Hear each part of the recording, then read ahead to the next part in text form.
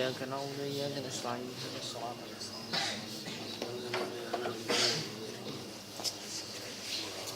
آمين.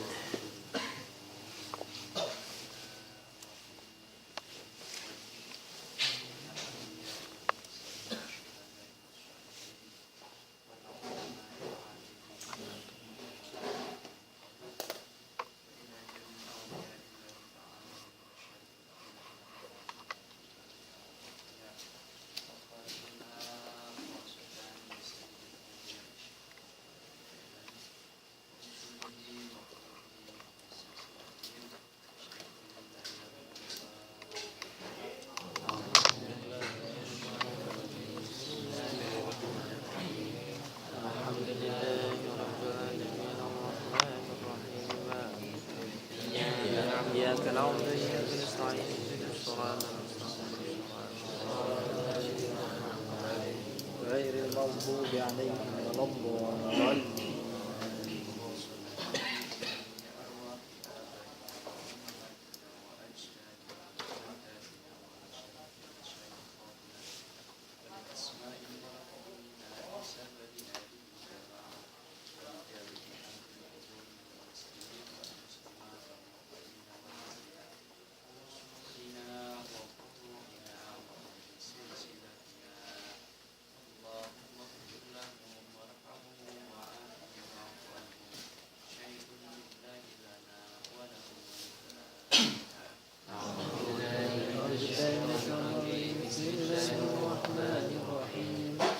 الحمد لله رب العالمين الرحمن الرحيم مالك يوم الدين إياك نعبد وإياك نستعين اهدنا الصراط المستقيم صراط الذين أنعمت عليهم غير المغضوب عليهم ولا الضالين.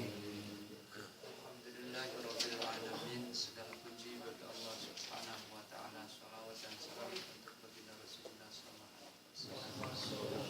Saudaraku sekalian yang dirahmati Allah, kita ulangi lagi bahwa menurut Ibnu Abbas itu yang bisa menjadikan kita husnul khotimah, umur kita di akhir dengan husnul khotimah, ada 3 hal yang harus dan selalu kita upayakan dan kita jaga.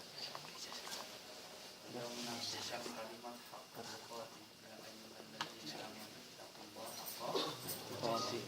Haqqul tuqatih kata Ibnu Abbas itu 3 hal, sesuai bagaimana hadis dari Murrah bin Abdullah bahwa ayyutillaha wa la yu'sih, itu untuk tetap kita menjaga ketaatan kepada Allah. Kala senang, kala susah, kala kaya, kala miskin, kala ada uang, kala tidak ada uang, kita harus tetap taat kepada Allah Subhanahu wa ta'ala, karena menjadi hakul ubudillah, menjadi hak bagi seorang hamba yang harus patuh dalam posisi kaya dan miskin, sebagaimana kita patuh kepada bos kita dalam posisi capek dan sebagainya, harus bekerja kalau kita ingin mendapat kasih sayang dan rahmat. Kemudian adalah ayashkurullah ta'ala wa la yukfar, adalah tetap kita bersyukur kalau nikmat itu sedikit dan banyak, yang benar sekali-kali kita itu mengingkari nikmat yang termasuk adalah kita bersyukur atas nikmat sehat walafiat.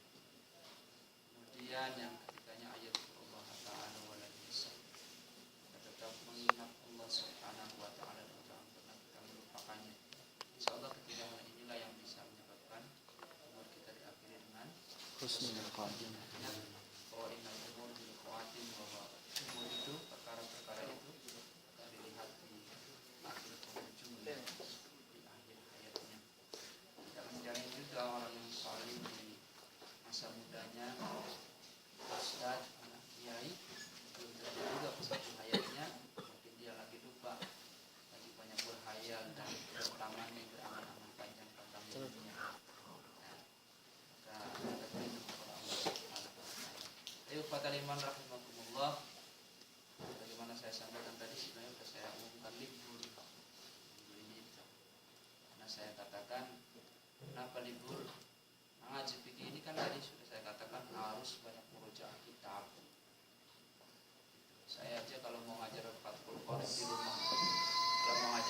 Qorib di rumah itu, saya harus buka berbagai kitab fikih yang lain supaya pas saya menerangkan itu tidak satu jalur gitu. Apalagi di tengah-tengah TKI yang tidak semuanya orang awam, ada lulusan pesantren, maka rujukannya harus banyak sekali. Ustaz Saifuddin saja itu tidak berani dia buka kitab kayak gitu, paling dia buka terjemahan, dia bacakan, ya dia bacakan di tengah-tengah jamaah.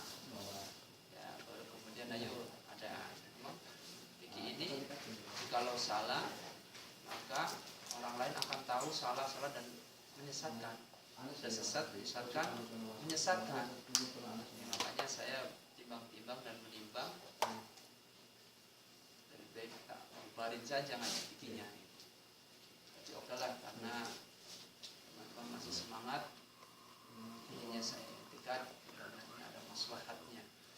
Maka yang saya pandukan satu kitab saja dulu dari Imam Asy-Syaukani. Judul kitabnya adalah Durarul Bahiyah. Ya, sudah dikisarkan dan sudah disyarahkan dengan Durarul Mudiyah. Nah, kitab ini cukup kalau di Lirboyo ini kitab sanawiyah kelas 2. Durarul Bahiyah. Kalau di Lirboyo saya pernah sedang ke sana itu tanya-tanya sudah sampai sini. Ini kakaknya mungkin sekarang, karena sudah sampai kepada kuah ideologi, sudah kepada kaidah-kaidah fikih yang baku. Jadi kakaknya ini itu Syarhul Muhadzab, ya, karangan daripada Khairul Fiqh, dan banyak sekali kitab fikih. Ya, dan alur-alurnya kitab fikih yang keluarkan dari Irak dan Mesir semuanya adalah mazhab Syafi'i. Apa yang kita belajar adalah mazhab Syafi'i. Bismillahirrahmanirrahim. Kita lanjutkan kembali masih tentang bab zakat ya. Kemarin kita sudah tahu tentang zakat daripada al-mawashi. Mawashi itu adalah hewan ternak. Kita sudah tahu zakat tentang kambing, sudah tahu zakat tentang sapi dan nisab-nisab. Sekarang kita masuk kepada zakat yang kedua adalah al-athman. Al-athman ini apa? Barang-barang yang berharga. Ada al-dhahab, emas, ada al-fiddah, perak, ya. Ada lagi namanya nanti al-halib, campuran emas, patrian. Apa patrian? Ya, sepuan, ya, campuran. Itu ada enggak jikalau piala dicampur sekian ini, ada enggak zakatnya, sampai enggak nisabnya? Coba kita lihat dengan kaidah yang sudah disusun oleh Al-Fadhil Syekh Muhammad Al-Rumi Imam Syaukani. Bab zakatil dhahabi wal fiddati, bab menerangkan tentang zakat emas dan perak. Ia idza hala ahadihimal haul. Jadi dulu kita pernah belajar tentang rukun-rukun daripada zakat emas. Yang pertama adalah milkuta, milik sempurna. Milik sempurna ya. Bukan dicampur aduk dengan mas kawin. Makanya mas kawin mesti dipisahkan, karena mas kawin ini milik perempuan, milik istri kita. Jangan sampai pernah dicampur-campur. Jadi nggak boleh kita mas kawin itu handuk gitu kan. Apalagi mas kawin itu sajadah. Ya, sajadah apalagi itu. Jadi kalau seperangkat alat sholat jangan pakai sajadah. Takutnya sajadah kita pakai juga. Nah, bagaimana mungkin kita mengambil sedekah kita? Nah, sedekah itu nggak boleh kita ambil lagi, haram hukumnya. Jadi kalau mas kawin itu ada sajadahnya, kita pakai sajadahnya, kita bilang dulu ijabnya, pinjam ya dek. Kan jangan main-main. Seperangkat alat sholat itu jangan juga Quran. Kalau sampean menggendelkan Quran, maka sampean harus berlakukan hukum Quran. Nah, istrimu harus berakhlak Quran. Nah, gitu. Jadi tidak boleh main-main. Makanya kan kata Nabi, pilihlah perempuan yang akal mahruha, yang paling ringan, paling sedikit maharnya. Ya, gitu. Bismillahirrahmanirrahim. Tadi rukunya pertama adalah milkutam, ya. Kemudian sampai haul, kemudian nisoban, sampai ini nisab. Ya. Kalau rukun yang berkaitan dengan al-mutasaddiqnya, yang berzakatnya, tentu dia adalah al-baligh. Kemudian dia adalah al-hurriyah, orang yang merdeka. Harus. Idza hal ahaduhumal haulu rub'ul urshri wa nisabudz dzahabi 20 dinaran.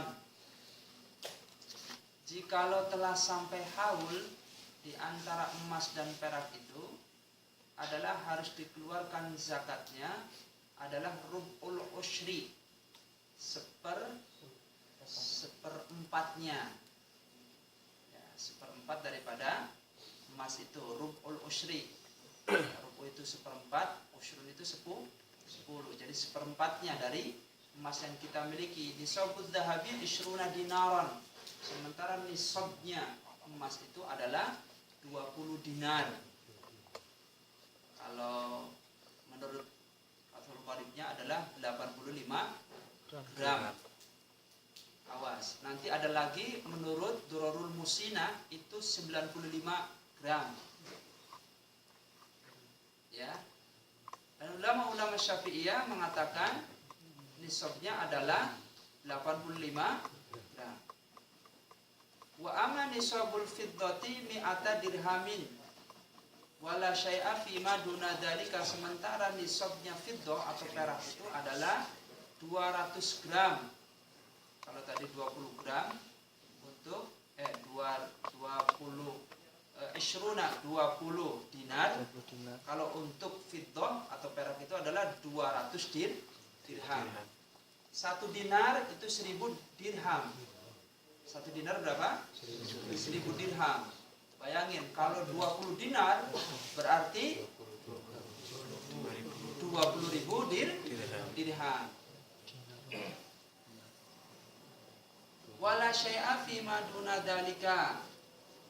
Maka jikalau tidak sampai nisab daripada keduanya itu tidak boleh dikeluarkan zakat. Wala zakata fi ghairihima, tidak ada zakat selain keduanya. Jadi tidak ada kewajiban zakat atas diri besi, atas diri apalagi kuningan, ya, aluminium apalagi, seng tidak ada. Minal jawahir, walaupun itu berupa barang berharga dalam rumah tangga kita, kan ada tuh, ya, semuanya dia terbuat kuningan yang bagus, nah, itu tidak boleh. Wa amwalut tijarati wal mustaghalat, dan tidak pula dizakati barang-barang yang dipakai untuk diperjualbelikan, walaupun itu berupa emas. Ya. Berarti emas dan perak itu yang dizakati adalah barang simpanan. Barang apa?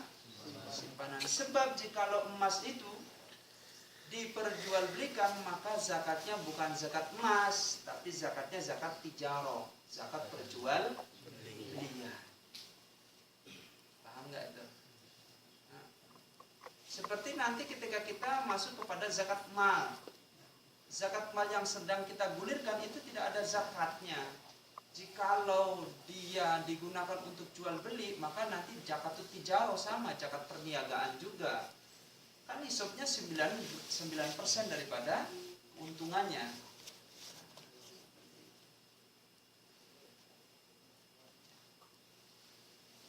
La khilafa fi wujubiz zakati fil dhahabi wal fiddati ma'an nisabi wal hauli. Tidak ada perbedaan pendapat atas wajibnya zakat di dalam zakat emas dan perak sesuai dengan nisab dan haul. Haul itu cukup 1 tahun. Jadi kalau kita punya tabungan di Indonesia tapi sudah diemaskan, maka sejak kita membeli sudah diemaskan itu dihitung sebagai awal daripada tahunnya. Maka tahun berikut di mana kita pembelian itu atau kita menyimpannya, maka harus dikeluarkan zakat.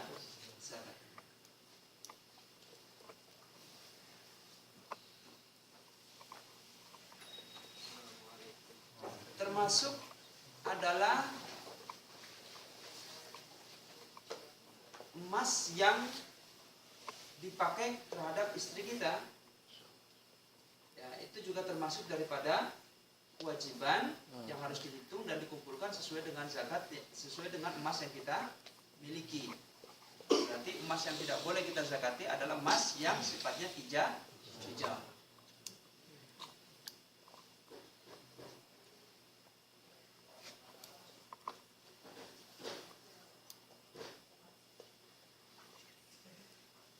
Fa'idha balagda mi'ataini fafiha khamsatu dirhamin wa qad afauta lakum an sadaqatil khayli warraqiqi fahatau sadaqur riqqah min kulli arba'ina dirhaman. Jadi ini berlaku terhadap zakat emas. Ya. Berapa tadi nisabnya zakat emas? 85. 85 menurut pendapat yang paling rajih. Ya. 85 itu seharga 20 dinar. 20 dinar. Ini dia hitungnya pakai negara Arab. Ya. Dinar ini ada uang emasnya Kuwait. Ya. Dinar. Sementara kalau perak tadi berapa perak? 20 dirham. Adalah sekitar berapa? 65 gram. Ukuran 55 gram. 55 gram perak itu harus dikeluarkan.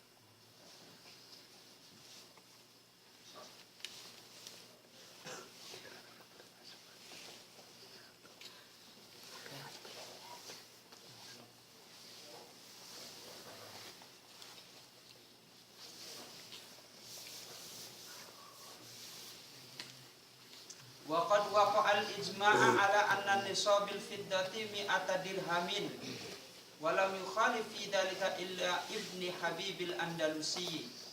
Telah menjadi kesepakatan para ulama bahwa nisab daripada perak itu adalah diuangkan sekitar 200 dirham. 200 dirham itu sedikit sekali ya. Tidak sampai 1 dinar. Walam yukhalif fi dzalika illa Ibni Habibil Andalusi, kecuali Ibnu Abil Andalusi yang berbeda pendapat.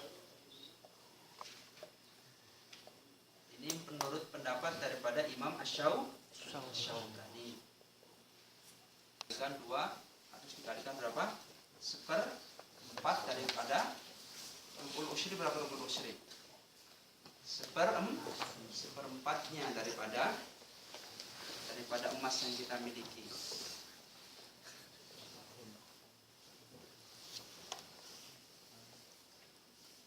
Jadi tergantung tanggal pembeliannya, kita tanggal kapan. Bukan pembeliannya. Ya kalau orang kampung di Indonesia biasanya kan kalau kita beli biasanya untuk langsung simpanan. Caranya untuk dijual belikan. Dan seperti itu. Kecuali memang punya toko emas. Termasuk tukang patri yang lebihan-lebihannya itu ajzain minad dahabi juga harus dizakati.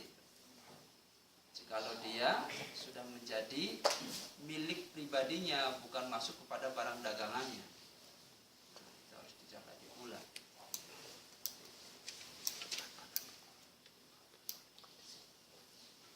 Dan zakat emas ini atau nisab zakat emas ini juga menjadi patokan atas diri nisab zakat-zakat yang lain. Zakat daripada harta benda kita itu termasuk di dalamnya menjadi nisabnya. Nisab itu adalah standarisasi dikeluarkannya zakat. Kalau harta tabungan kita termasuk juga itu ya, mobil yang tidak ada manfaatnya untuk dagangan, tidak digunakan untuk bisnis, itu juga termasuk daripada nanti zakat mal. Harus dihitung per tahunnya. Patokannya kapan? Boleh kalian mau pakai patokan harga yang paling awal sampean beli sebagai benda simpanan. Awas ini di luar daripada sawah dan rumah. Nah, sawah tidak ada zakat kecuali ziraiyah. Maka yang perlu dizakati itu adalah harta-harta simpanan asli kita. Mobil seumpamanya, kemudian lagi tanah yang tidak dipakai, ya, Kemudian apa lagi? Emas.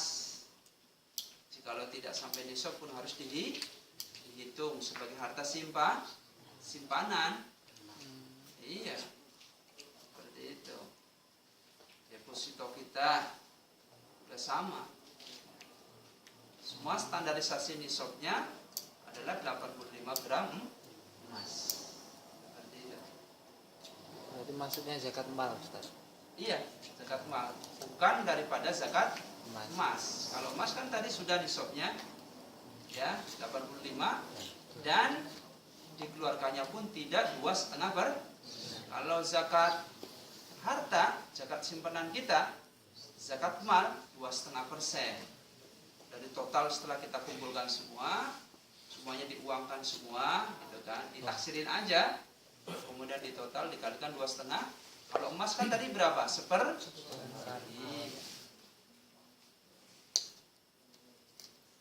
Seperti itu, teman-teman sekalian. Makanya dihitung saja kalau tabungan kita melebihi daripada total 85 gram emas murni, kemudian sudah sampai 1 haul, ya harus segera dikeluarkan zakatnya. 85 dalam 1 gramnya itu berapa? 1 juta, ya berarti 85 juta setelah 1 haul 1 tahun dia harus dikeluarkan zakatnya. Wajib.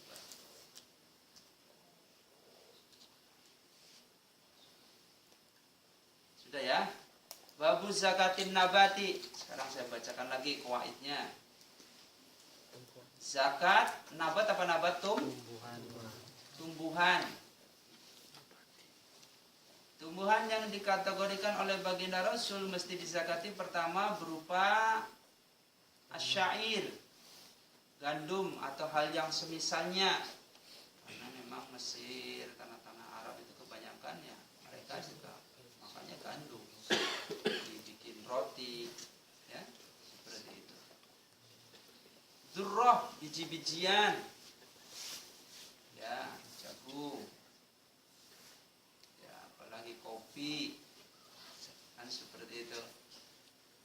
Kedelai ya, termasuk padi nanti syair.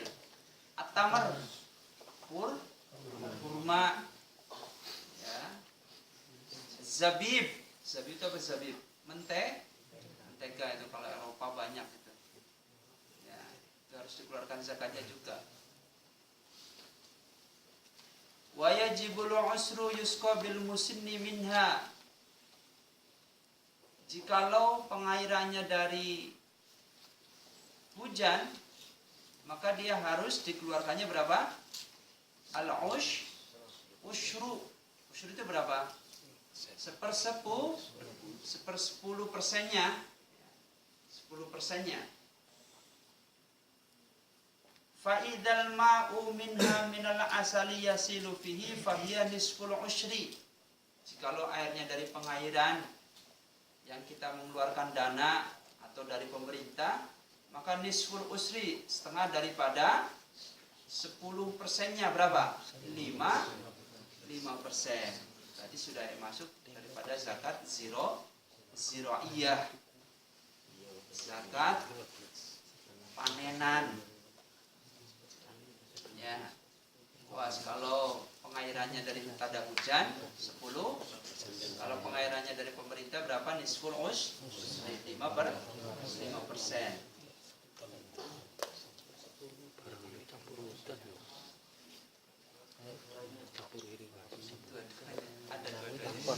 Banyak juga emang, iya banyak. Pengairannya kan kurang. Jadi selain ada hujan, pengairannya untuk ini menunjang itu ya. Ya sekiranya mana yang paling banyak dipakai. Kalau hujan itu kan nggak bisa ditentukan. Tapi karena yang sering mengalir ada pengairan dari pemerintah, ya pakai aturan pemerintah. Pakai yang 5% itu. Wa nisabuha khamsati awsaq.